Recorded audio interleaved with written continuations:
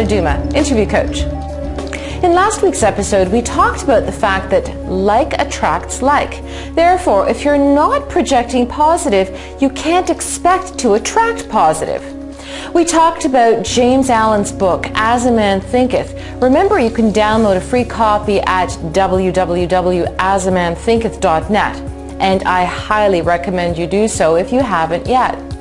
And that the central message of the book, or rather its strangest secret, is that we become what we think about.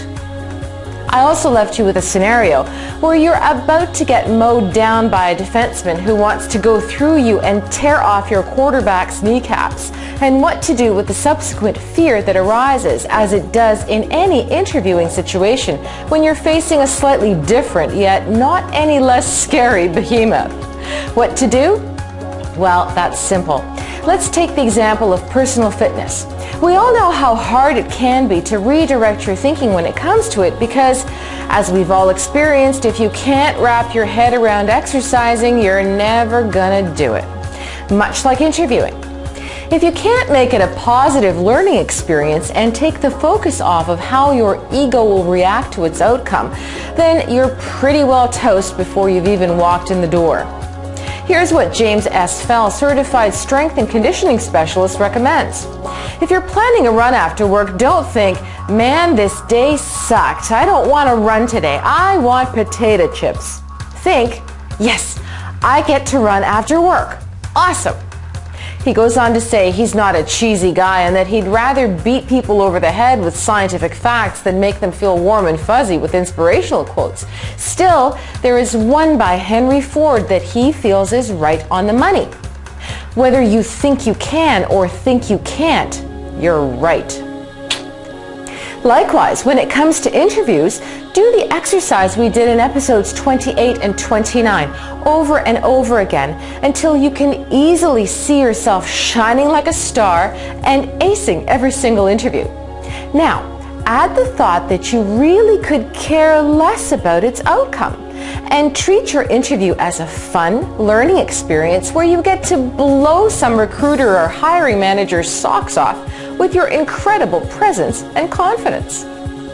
Of course, you do care about the outcome. Everyone cares, but it doesn't have to be front and center in your awareness. Here's why. Have you ever noticed how when you don't obsess about the outcome of something, you're far more engaged and present in the moment? Like at a party, when you see someone attractive across the room. Your eyes meet for a brief second, they smile, you smile, and then what? Well, 99% of the time, the person you spied will gravitate towards you, especially if you're just there and not projecting desperate or needy in any way. If you project a fun, confident, and positive attitude without expectations, well, that's when the magic happens. Likewise, in an interview, of course you want to show that you can do the job better than anyone else.